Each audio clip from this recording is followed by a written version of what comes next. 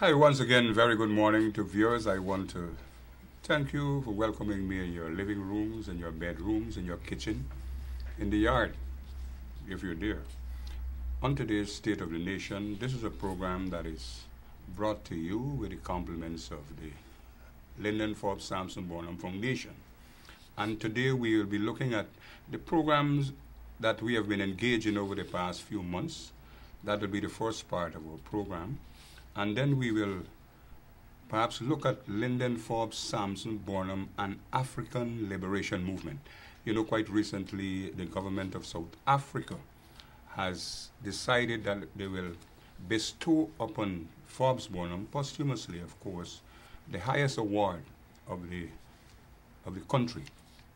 As a result, we will be looking at Forbes Burnham and his role in the African Liberation Movement. After which, we will invite you, our viewers, to make calls, make comments, make a contribution to today's program. With me in the studio today is Vincent Alexander, the chairman of the foundation. Mr. Alexander is also the registrar at the University of Guyana, and he will be giving us some background information as to what has been happening in the foundation over the past few months. Thank you very much. Good morning to you viewers. It's very ironic that we're having this program this morning at a time when there is a lot brewing about Lyndon Forbes Sampson Burnham across the globe in relation to the Oliver Tambo Award. That we will talk about a little later. The Burnham Foundation is coming out of a period of celebration and a period of consultation. Our annual year ends normally in February, and for that period we normally have a number of activities. This year was no different. We had this year our usual cycle race. That cycle race this year took a different form from previous years because we were celebrating an important anniversary, 50th anniversary.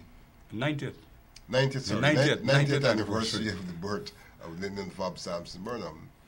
We decided to hold a 90K race, and that race was held in two stages.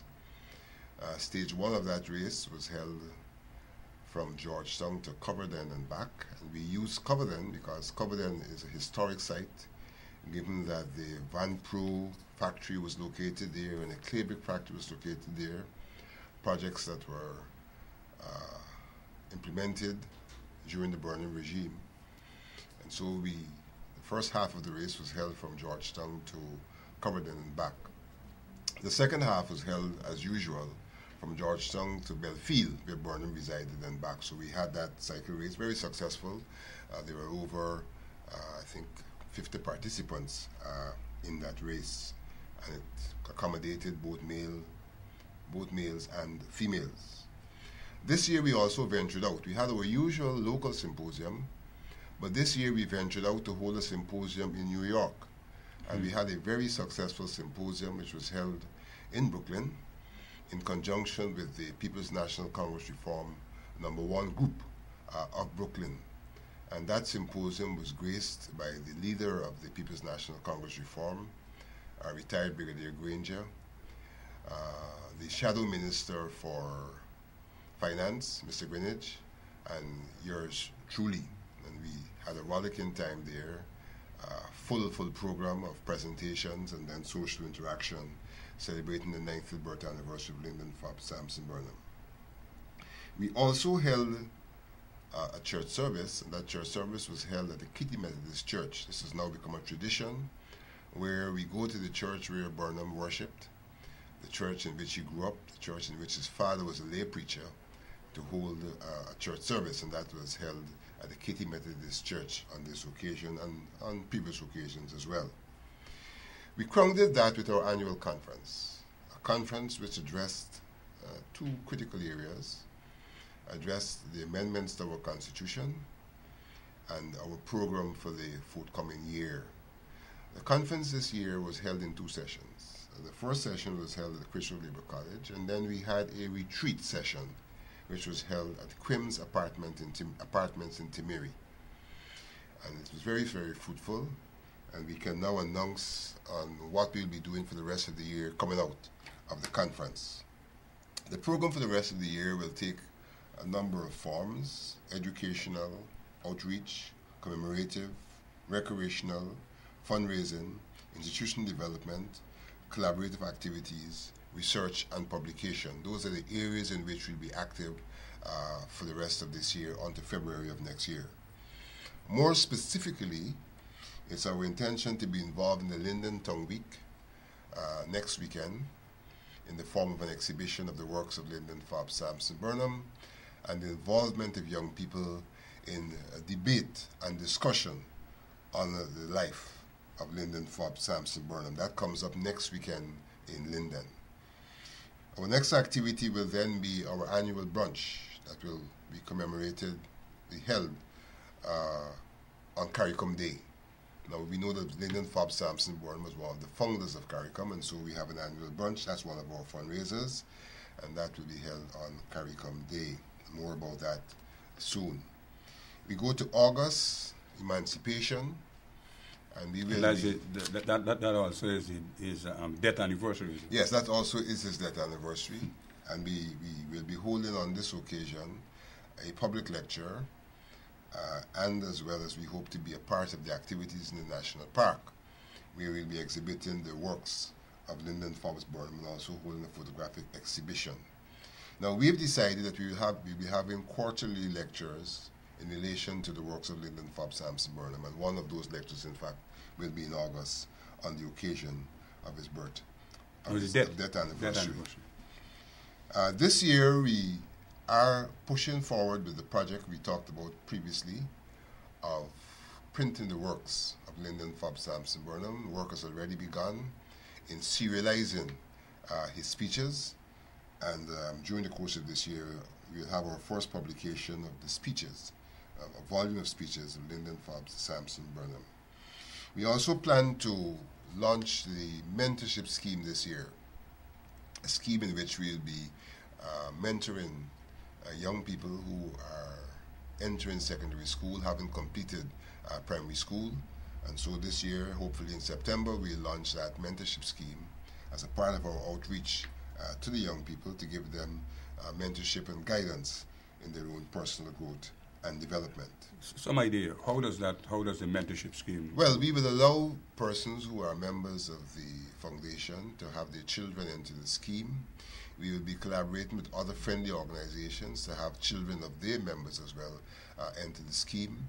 The scheme will take the form of weekly sessions with the young people, educational sessions, recreational sessions, tours, and we would normally have some kind of a camp for those young people in August. So the scheme basically is a scheme aimed at helping in the personal development of the people who are good, children who are going through secondary school. Mm-hmm. Then we go to our activities next February, when again we will be involved in sponsoring sporting activities, among them the cycle race. We'll have our annual conference, which will start with the symposium. We'll have the annual church service, and then we will have the conference proper, where we will work on the program for the year to come. The hope also is that during this year we're going to be able to identify the actual birthplace in Kitty of Linden Fobbs Sampson Burnham, and to be able to put up in that birthplace a commemorative plaque so that one could mark the spot where that great man was born. So these are the activities that we discussed and we will be engaged in during the course of the year 2013 into early 2014, February 2014.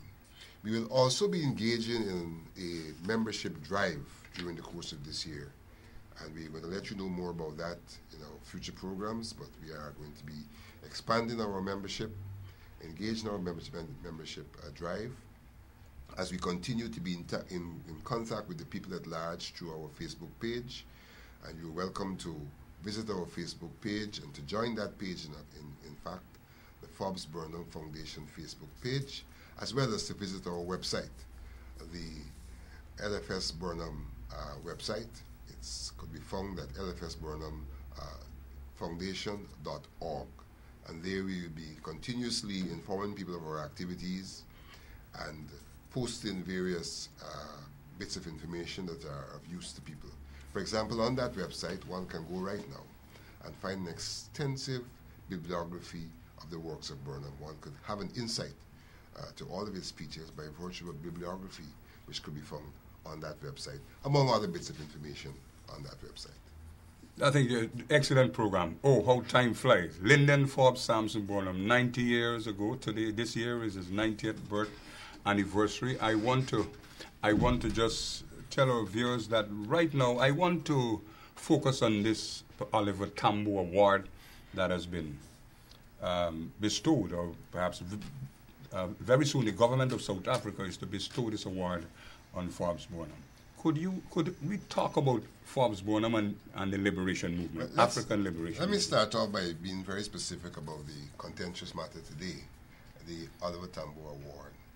Now, the South Africans have established an award in the name of Oliver Tambo, who was the president of the African National Congress for most of the time when Nelson Mandela was in prison, incarcerated.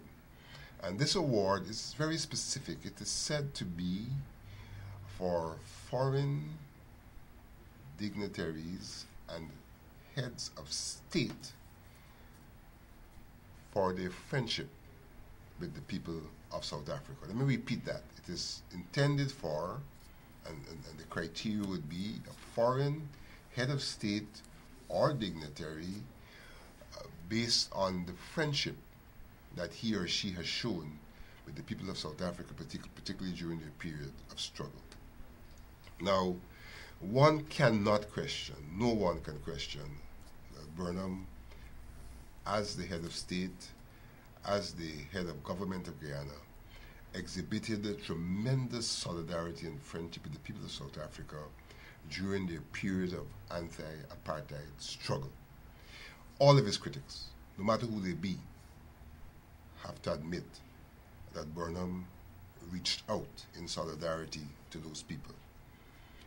He reached out in solidarity in various forms. All of his presentations in the National Forum, where it was appropriate, he spoke out against apartheid and spoke out for the liberation of the people of Africa and for the people of South Africa in particular. More than that, with our mean resources, he established a contribution, I think it was of 50,000 US, to African liberation struggle. With our mean resources, with all of the economic problems we had, we made an annual contribution of 50,000 US under the leadership of Lyndon Forbes Sampson Burnham to the struggles of Africa. I know they had issues raised during the years when there were people around the world were speaking out on what was happening in apartheid and so on, particularly in the area of sport. In sports, he also made a significant contribution. Burnham was one of the persons who stood firm that there should be no sporting ties with apartheid South Africa. And he exhibited his commitment to that when the English tour came down here, and there was among the persons picked to play on the English cricketing team someone of South African birth, and he refused, and someone who had played in South Africa, and he refused permission for that West Indian English cricket match, test match, to go on in Guyana. He made the ultimate sacrifice. We are great supporters of cricket, but we place cricket on the line. We place cricket on the line in support of the people of South Africa, and that cricket match could not proceed in Guyana. And in fact, he was the only Caribbean leader who was bold enough to take that action. One may also remember his boycott of a particular Olympics. Yes. that saw a potential James Wren Gilkes becoming the world's champion in the 100 yards, not being able to compete, all in the name of his anti-apartheid struggle. So Burnham was very, very, very, very committed, and nobody can question that. In keeping with that, the South Africans have posthumously decided to give him this award. Now, there are a group of intellectuals, so-called I will now call them, who have started a petition saying the South Africans should not give Burnham this award because of his dictatorship in Ghana and things like that. Now, these intellectuals, I think, have brought themselves into tremendous disrepute. I feel so myself. And why have they brought themselves into disrepute? Because the South Africans are very clear. The award is for a past head of state who has contributed by virtue of friendship and solidarity to the liberation of South Africa. It has nothing to do with anything else. And these intellectuals, so-called, I now call them, are bringing all sorts of extraneous issues into contention for the reason for Burnham not to get an award, when the award simply says for friendship. Has nothing to do with the issues they are raising. We can contest the issues that they are raising, yes, about Burnham and who killed Rodney and all sorts of things. We can contest those. But they are irrelevant. And therefore it shows that it's only through some kind of vexation and hate that these people can be involved in an anti-Burnham petition. Because the award has nothing to do with the issues that they're raising. It has nothing to do with whether Rodney got the award or not. It has nothing to do with whether Neriri got the award or not. They may get the award for all you know. It has to do with the fact that undisputably Burnham made a significant contribution, and the people of Guyana, under the leadership of Burnham, made a significant contribution to the liberation in Africa and in South Africa in particular, by the positions it took at the level of the Commonwealth, at the level of the UN, by the material contributions it made, by the sacrifice it made. When we contributed to the liberation in Angola, allowing the Cubans who were going there to fight alongside MPLA, to have their planes refuel in Guyana. And those Cubans, when they got us out to Angola, they had to fight against South African troops who were supporting the anti-liberation struggle in South Africa, in Southern Africa, in Angola, and in South Africa in particular. So nobody can question Burnham's contribution. But we have these people who are now called so-called intellectuals, because they have their action is illogical and outside of the frame of the basis on which the award is being granted. And so they have reduced themselves from being recognized intellectuals to so-called intellectuals, because they have engaged in the most unintellectual exercise out of hate and vexation and all sorts of reasons which are unrelated to the award. Not only the award, Vincent, I remember distinctly when Burnham was nominated and selected as the Caribbean man of the 20th century. There was a lot of talk about him doing this and his, because how could it go? But this is not a case of just the people of Guyana. It's the people of the Caribbean. Well, there you go, Mr. Hinds. The people of the Caribbean have already spoken on Burnham. Of course. By virtue of him being declared the Caribbean man of the century. The people of the Caribbean have spoken. The people of Guyana have spoken. The people of South Africa are joining to speak. And you have this small group of intellectuals who are trying to undo what Burnham has done over the years. And the Burnham Foundation will shortly be launching its own action to ensure that those people are put in their rightful place and made to understand that no one can question the contribution of Burnham to African liberation. In fact, one thing I did not mention, and this is probably why we're discussing this matter of Burnham's contribution to African liberation today. Traditionally, during the period when the countries of Africa, be it Angola, be it Mozambique, be it Zimbabwe, be it Namibia, and be it South Africa, Guinea-Bissau, were all under the yoke of foreign dictatorship and domination. We in Guyana used to have a week in the month of May that we dedicated to African liberation. That's true. And that was the level of our commitment. And Burnham had given the task to the young socialist movement at that time to be responsible for organizing activities for an entire week in the month of May in support of African liberation. The monument now located in the precincts of the Humaniana was a monument established in support and recognition of African liberation. And much of our activities were centered there. We used to have a vigil, 48 hours vigil at that monument, all in support of African liberation. No one, I challenge anyone to question Burnham's contribution and Guyana's contribution through its leader Burnham to African liberation. There's those who say, well, it was gimmickry, but they cannot question the fact of the matter.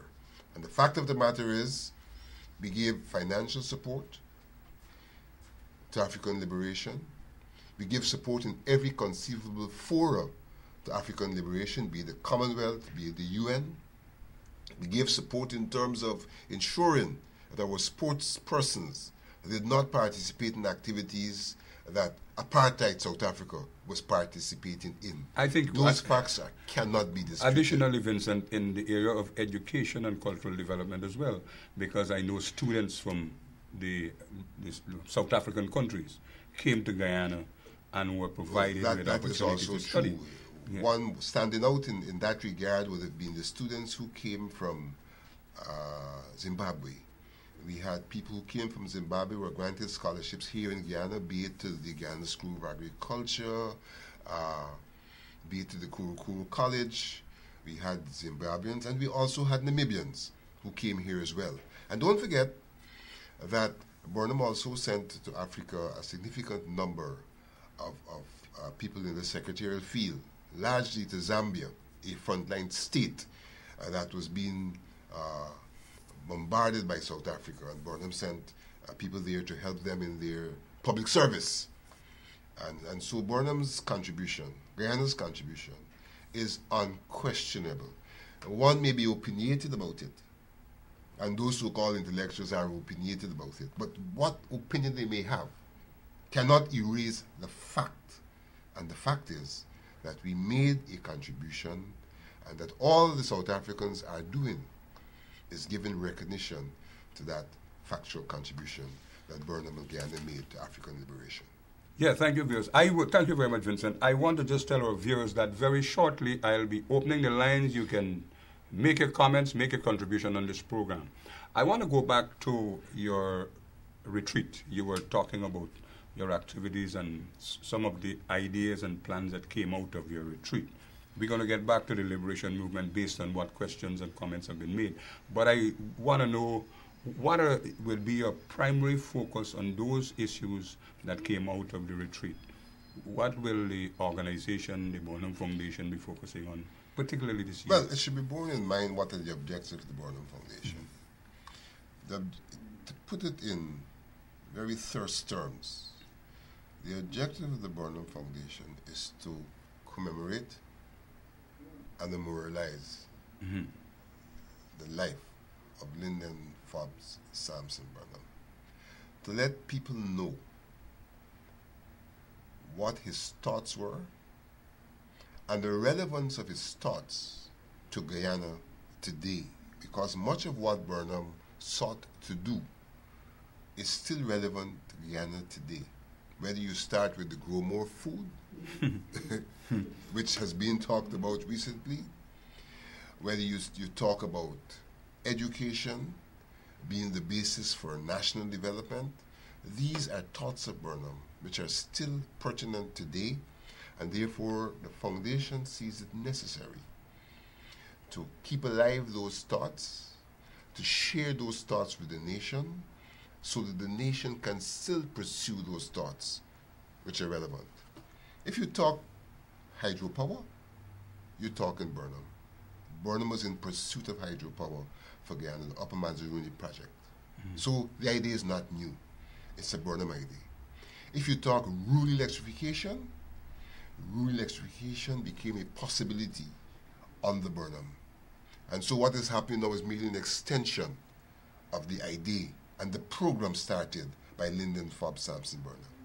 If you're talking about infrastructure in terms of the expansive roads across this country, well, really there's no new road. other than those that were initiated by Lyndon Fobbs Sampson Burnham. You can start from Corriverton, and you can go all the way to Linden, and you can go all the way to Charity. And these are all roads that were conceptualized and built and are only being maintained by others. The idea was that of Lyndon Fobbs Sampson Burnham.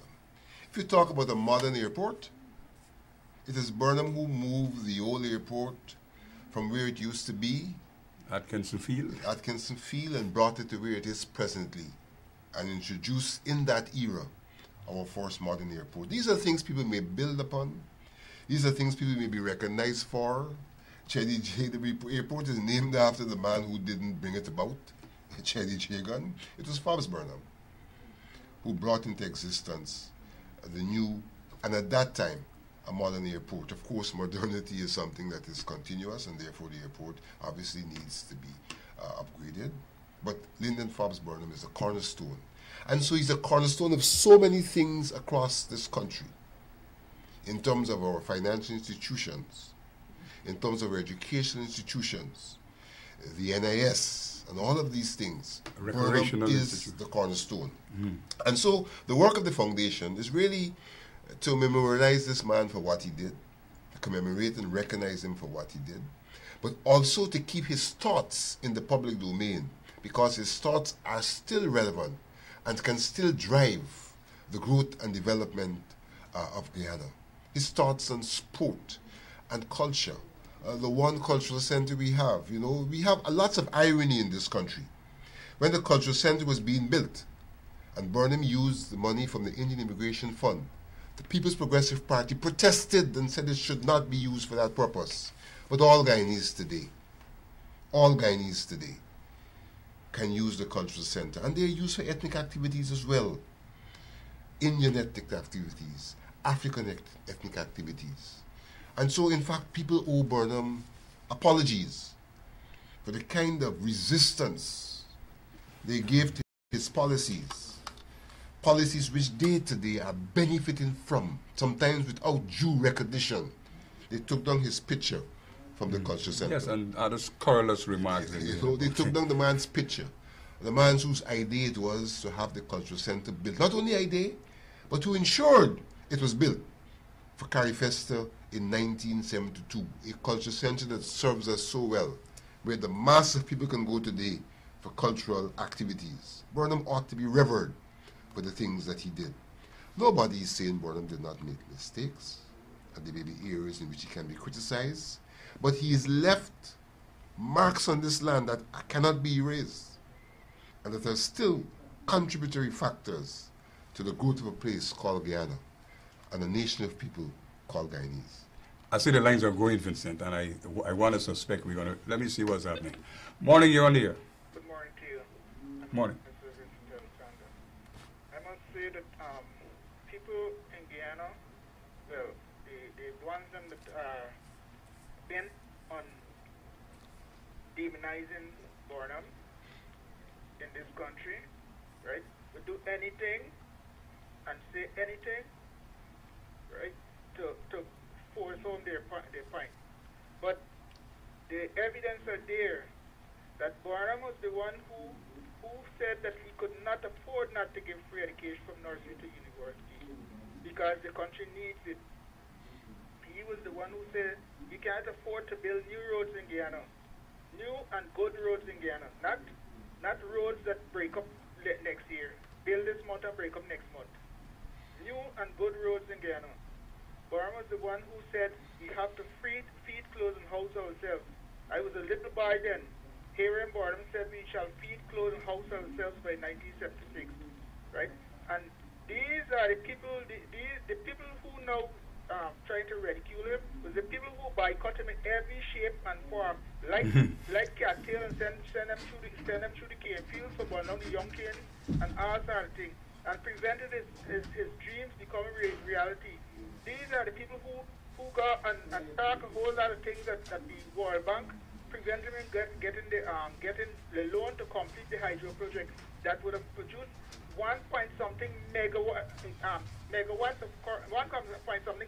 of current, not megawatt, 1 point something gigawatt of current that would have been used to smelter our bauxite instead of exporting the raw bauxite, okay. And having somebody else think. Now we build a hydro that will produce 165 megawatt of current, which would in a year time after being completed would be relevant to Guyana, because Guyana would need more than that. If you're making a hydro project in Guyana and it's less than 500 megawatt of current, you're wasting time and wasting money. Mm-hmm. The Turks built a hydro dam that cost them 1.6 billion US dollars, right? And it producing 2 point something gigawatt of current, right? And we're building a hydro dam here that will be producing 165 megawatt of current, and it is costing us 2 point something, 1 point something billion US dollars. And I'm saying that's robbery, right? And we ought to get a grip of it. Thanks. Thank you very much. Yes, Vincent. Well, that caller, first observation I'd like to make, it sounds like a pretty young person. Yeah, you sound young. And I'm glad to know that young people are also in tune with what Lyndon Fobb Sampson Burnham did, and can speak out about it and not be overtaken by the constant propaganda, anti-Burnham propaganda. You know, it's interesting what he said about the hydro power, because when Burnham wanted to build hydropower, the people who were now trying to build one were not supportive of the project. And if they were supportive of the project then, we may not have had the dilemma now with all of the controversy related to hydropower, including the fact that they proceeded against the public will to give a contract to one of their cronies, and the public was vindicated because he turned out to be incapable of building roads. But the public cried out and they were not listened to. We had to waste our money. Mm-hmm. And only after we wasted our money and the man failed was the contract taken away. According to one commentator, he said the man proved to be a crook. Yes, morning, you're on here. Good morning, gentlemen. Morning, sir. Morning. I'm now learning that the award has been postponed from South Africa. Is that a fact? I cannot confirm that. I've seen statements which says that there's a deferral, but I have not seen an official statement, and therefore I cannot confirm that. But I know that there are a set of so-called intellectuals who are petitioning.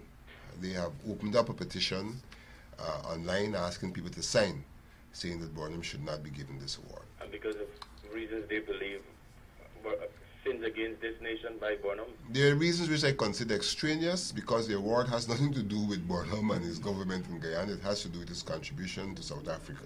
And I take your point fully, because as a young man too, I remember, if nothing else, when Robin Jackson couldn't come to Guyana because of his stance against South Africa. And that in isolation could have been a reason that the world should recognize Burnham as a man who stood up anti-apartheid. We even but the thing I've seen though in Guyana is that we as a people have found reasons to, they've found reasons to, campaign against these things. So Burnham go out as the man, the demon, and every other leader has had his good day. Now we have this seawater overtapping, and Guyana hasn't had its drains, its rivers dredged in 2 years, but we call it natural disaster. Our leaders today are not accountable to that. But Burnham is a demon. We have people living now under flood as we speak, just because the rivers aren't dredged. Our leaders are praised for that. We have a leader now who's going to get the National World Award for environmentalist as an environmentalist, and his house is flooded now. His house is flooded, and the world is happy about it. How do we write that?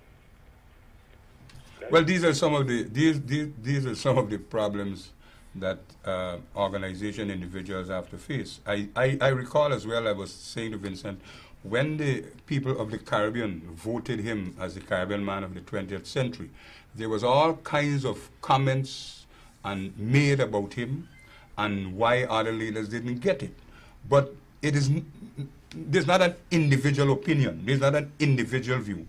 It's what the people of the region have seen in this man, what they have listened to the contribution that he has made. What I would like to make, though, is if the section of Guyanese were to have now online petitions why our former president shouldn't be awarded a doctorate on the issue of environmental, issue of environment when Guyana as a whole, Georgetown in particular, is so damning, what would happen then? we upload for because I'm sure that the former president's drain is clogged. There is an area in Guyana that we can point and say the former president. Well, in 2005, the whole of Georgetown flooded. And not because of anything, no act of God, because of our lives here. Thank you, Jen. All right, thank you. Thank you very much. Yes, Vincent, I was saying, these extraneous issues which seem to have caused, like you said, there isn't a confirmation. Here's another caller. That they're okay. Morning, you're on the air. Morning. Morning. I'm a young man that Could you just speak up a bit, please? but it has hurt me to know that when you do next to the teaching us about Burnham, it's everything about the Chetty. It hurt me inside to know, well, every time they talk, the part of the nation, there's make it seem look like Burnham never do nothing for this country. I can remember when I was small, growing up with my grandmother. Speak a little louder, please. I can remember when I was small, growing up with my grandmother. I can remember Burnham used to pass around on a Sunday afternoon with on a horse, and he used to got this car behind him with like shovel, hoe, and fork and these things. And he used to come off the horse and like come in to the yard, sit down on your step, telling you make sure you plant at the backyard and don't cement your yard. And until a day like today, I still live in that because Yes, he used to encourage people to grow their own food. yeah. And right now they don't teach nothing at all about the events that are like in Burnham never do nothing for this country. It really hurt me inside to know that Burnham do so much. Because I was with my grandmother when she used to work bit. And Burnham was a good man to this country. All right, thank you. Yeah, Vincent, this issue about father of the nation is one of the things that you keep hearing regularly from people. And my own little view is that the person who took the country to independence should be recognized as the father of the nation. But I don't know, there are other considerations that people may have. I want to make 2 Want you points. to comment on that? I want to make 2 points about what the caller said in the first instance. Now, Burnham used to go around sometimes on horseback. And his detractors would focus on the fact that here is Burnham riding on a horseback and all of that. And that is their focus. And again, they are illogical in a lot of what they do and see. Because when Burnham moved around on a horseback, it gave him access to back dams and areas that one would not normally have access to. So Burnham's movement on a horseback was very facilitative of his interaction with the people. And he was doing 2 things at the same time. He loved horse riding, he was having his pleasure ride. But at the same time interacting with the people, hearing from the people, and sharing with them and encouraging them to develop themselves by virtue of sharing the cassava sticks with them, talking about agriculture. So it was a very positive thing. But there are those who can only see it as some caricature of Burnham on a horseback and doing things like that. So one has to try to contextualize the things that Burnham did. Father of the nation, this is a big issue. One has to go right back and to look at a number of things. Now, my friend Aubrey Norton the other day made the point that one has to see Burnham, along with Jagan, as a founder of the People's Progressive Party. Yes. That's number one. He therefore has to be seen as being involved in the anti-colonial struggle from the inception. What put Burnham apart from Jagan was his strategic approach to these matters. Burnham was never anti-independence, but Burnham said that you could not build communism in a colony, and therefore this shout of Jagan about communism and socialism at a time when we were still a colony was unstrategic, and in fact deterred the progress that he himself, Jagan, said he wanted. Burnham, on the other hand, had the wisdom and the foresight to see that the struggle for independence had to be taken in a particular path for it to be successful. And it is that path that led to the eventual attainment of independence. No doubt Jagan made a contribution, he wanted it, he struggled for it, but he was unstrategic and unsuccessful. It was Burnham who was strategic and successful. And so one has to see these things when one talks about father of the nation. And there are the issues in terms of when Jagan returned, how he pursued the struggle, and when Burnham returned, how he pursued the struggle.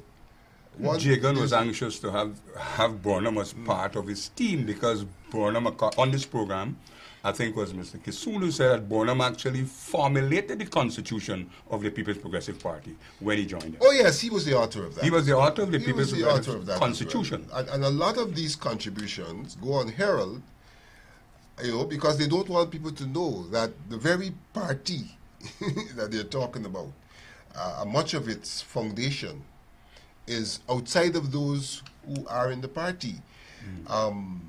On one hand, Burnham made a significant contribution to the Constitution. I think it was E.U.C. Kwayan who made another contribution to that party in terms of its documentation. So there are people who are not there now, for good reason, who are themselves foundation members of the party. I think you have another caller there. Morning, you're on here. Morning, sir. Morning, take your television down. Yeah. I have heard a lot of rhetoric about Burnham, this, and most of them are doing negativity because they have some vengeance and some issues with Burnham. But when Burnham ring, I wasn't a mature child at the time. I was a young man, maybe in primary school. Right? And they're talking that he used to ride on horseback and all these things. A lot of people don't recognize the contribution that Burnham was trying to do for a nation. The first thing that he had to do was try to educate the nation by rendering education free. And once you educate a nation, you find problem with a lot of those international community, because an educated nation that might develop that nation, right? Yes. And your judgment and thinking are wiser. But he didn't find favorite people in doing that. And also every area that he ventured into towards developing our country economically and socially, people were criticizing him because his dream and his vision were above them, right? And so to give a bad precedent, they're trying to paint Burnham from a bad perspective, that he is this leader, that he's a tyrant and he's a dictator. But if you look at what is going on now, it is efficaciously destroying the African race, because people then, in looking at what happened to the people of New Amsterdam, the government totally marginalized the people from New Amsterdam by moving Bedford Height in its 2001 plan to build it at Idika, so that the economical fallout will go through New Amsterdam and continue to keep the village thriving, and yes, get those women and men who were selling at the time to bring them children up economically and maintain their home, would still have a little fallout from those ventures. But whether they totally obliterate New Amsterdam by putting the bridge in front of New Amsterdam, so that from point straight past New Amsterdam and you go straight to Georgetown, economical fallout for those. And I want to know what kind of vision leader would ever do that. And you're talking about Burnham was that intellect who had his heart for the people of this country. The only issue was that people were undermining his progress and his intention towards developing his nation. Okay. He take what we had here to make it into something so that it could sell back and bring back to our country to develop our nation. All right, thank you. Everything that Burnham did in those years, people tried to condemn, and they tried to go against it. Everything he did. He tried to develop his people by, one, introducing free education. He had a problem there with the churches. You remember that? The churches were against this free education. They were complaining about it. He tried to introduce the GNS, the National Service. The opposition said that he's trying to mix the races by having the Indian people of Guyana against their wishes, taking them international. He tried to do everything he tried to do.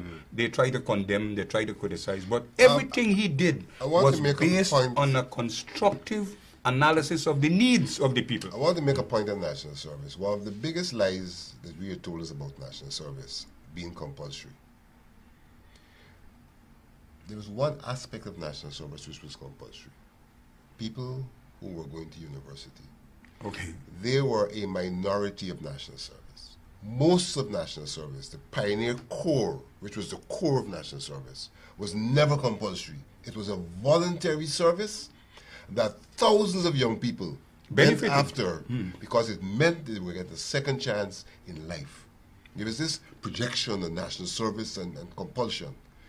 It's only for those people who were going to university that national service was compulsory, and they were a minority. What they don't tell people is that in the unity talks with J. Gunn, Burnham agreed to abolish compulsory national service for females. For females. From university. He agreed to that.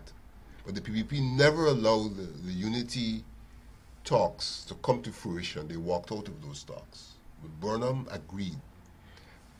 You have a complaint? All right. Females will no longer have to do compulsory national service. And he shut down Janice J. Gunn's contention. But they walked out of the talks. I see the lines are going again. Morning, you're on the air. Good morning. I'd like to make a contribution with this story. Mr. Burnham has done a great thing for the people in this country, especially when you relax on when they had the country ban. A lot of people get rich after Burnham. That's right. And people should have realized it. Let me give a play for you. Burnham has done a lot of things for this country. Learn you to know for independency. You can do everything for yourself. Today, look at the roads that we get in. The Burnham bill, you look at the Suzek Lane there. Look at the highway from the Suzek Lane and the Suzek Highway and the East Coast. The corridor. They never break, the road never break back. It's only maintained. So many things Burnham do. Look at, I can remember at Hope Day when Burnham was in Hinds. And you can tell the army, he had a clinic to trench. And the commander said, he's not going in the trench. The big one said, Burnham said, you are going in the trench, you too, but you didn't know it. But it was on his heart. I'm telling you, the army can't tell you, the general say, I'm getting my boys to clean the trench. And Burnham comes, he stand up in the clean clothes. Burnham said, jump overboard too. You clean too, you got to clean. When you stand up there, you're not pass out there, you got to nasty clothes too. That's the man Burnham was. Nobody can beat Burnham in his ways in life since he's the president.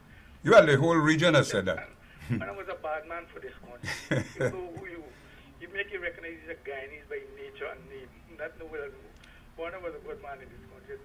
So look at what Burnham do. Nobody can do this. He don't think it's good. All right. Thank you. Yes, I was saying everything that Burnham attempted. The phone goes again. The bridge, whatever, whichever project he introduced. He was on the UMRP project, a lot of opposition. Morning, you're on the air. Yeah, top to morning to you, gentlemen. Morning, sir. And it's an honor to get you to this program. Now I wish to say, gentlemen, the significance, importance of this program cannot be overly emphasized. What is also of importance, I would like to suggest that this program should be aired ever so often. And also, if we could have publications, brochures, whatever literature. And because the generation of today do not know of Mr. Fox Burnham. I was a young soldier, 19-year-old soldier when Burnham would have died. All right? And people today is not, the nation are being educated about Burnham. Everything is about Cherry Javan. Everything is about Cherry Javan. And we need to appreciate the fact that it's under the Burnham regime that independence was brought to this country. Well, all right? And the nation must be educated. Must be educated. It is of great importance. And I wish we'd have publications, I wish we'd have journals, literatures, and this this particular program ever so often to educate the nation. Thank you. Thank you very much. I want to respond and say that is all the purpose of the foundation. We are here to commemorate his life, commemorate his ideas, by having programs like these, and like the chairman said that during the course of this year, early next year, there'll be putting together of we'll be publishing all his speeches so that the public, young people can have access. They can go to the website right now and get information. These programs that we're doing will also be available on YouTube. So all of the programs we do on TV can also be seen subsequently on YouTube. Morning, you're on the air. Pleasant morning, gentlemen. Morning. Vincent, how? Fine, thank you. Mott. Now, there are things that don't. Do you know after independence, do you know that the Indians were told not to stand up with the anthem when it was in the cinemas? To sing the national anthem? No, when the anthem is being played. When the anthem is being played, Cinemas. okay. They didn't use to start with until the police started pulling a few of them. They started. Don't again, the cultural center, with the Indian Immigration Fund. Don't. Now who is getting the benefit of it? Now we're going to go to NIS. NIS, they say that was sin. Yes. That was sin. Don't take your money there because it's sin. It's nothing. Now who, look, got the people in for a long people die nowadays. GNS, that's a story. Do you know Burnham had a man used to be in our court, in children's court. And when those young fellows, them, being sentenced to 3 years to go to an opportunity, good time with Saudi. When you have to go to Saudi, the man said, no, we'll take this one. And next one, sign a paper, and he got straight to national service. People in this country don't know these things.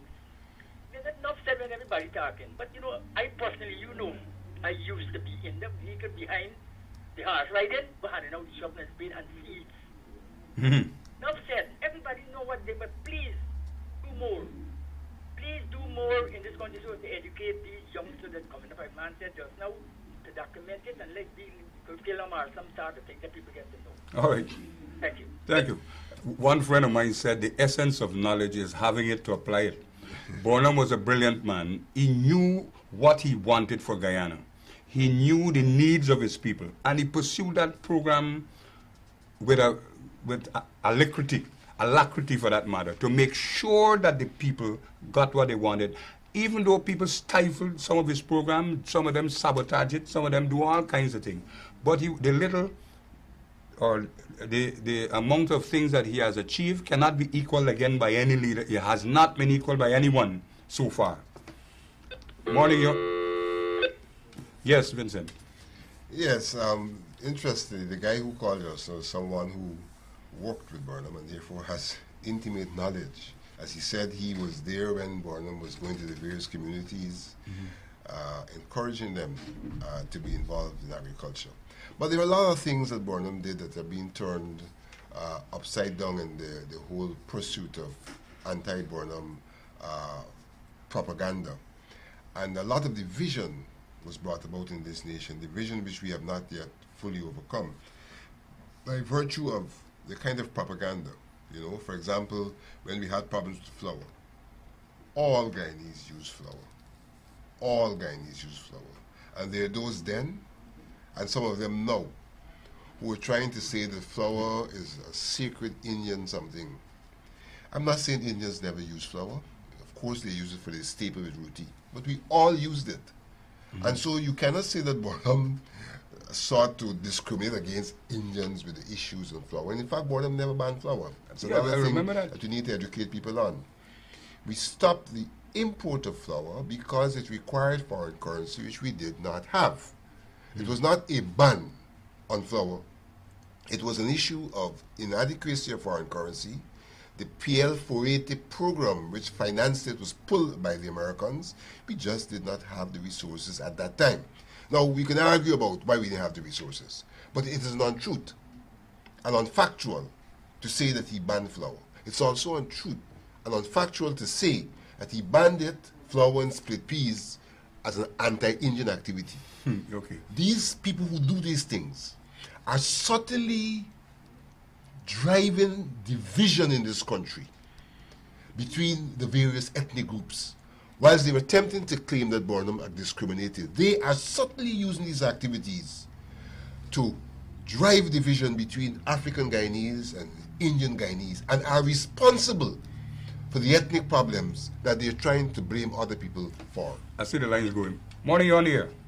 Hello, blessed good morning to you. Morning to you. This may be our last or second to last call. I'm 51. Okay. I went in on South in 1975. Each and every one of those centers, Mr. Linden Fabstam's morning had his house there. He had a uniform of every organization in his heart. I was in the YSM community, as Alexander could say to that time, Mr. Brady speaking to you. All right. I was in YSM. I was a member of the Young Socialist Movement. Mr. Linden Fabstam's morning used to be at my father-in-law's house and tell he don't plant flower on the farm. He plant cassava and edu. You know what I mean? All right. These youth got to know who was really from the president of this country. And everything that he do, the government trying to pull it down right now. See? All right.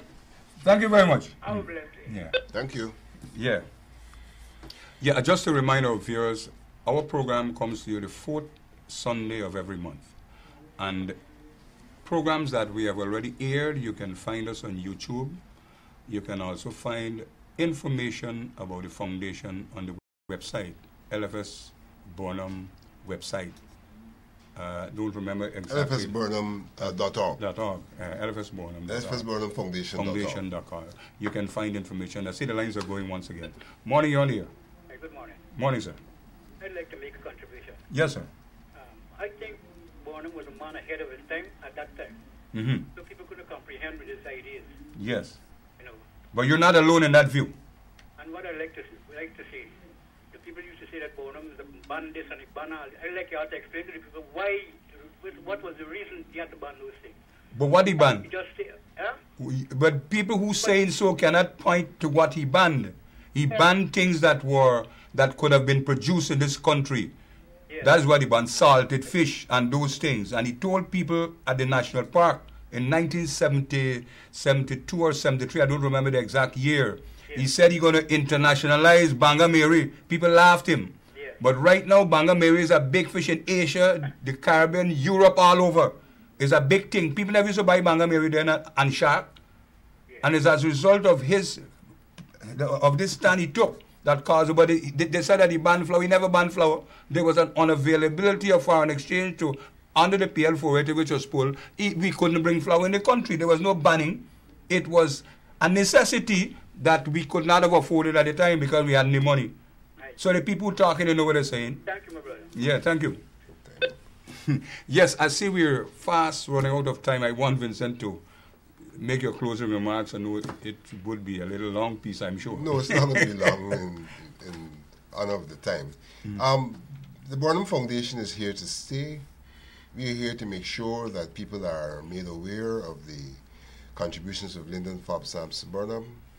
We have a program throughout the course of this year. We'll keep you au fait of our program. We'll be extending opportunities for more of you to become members of the foundation.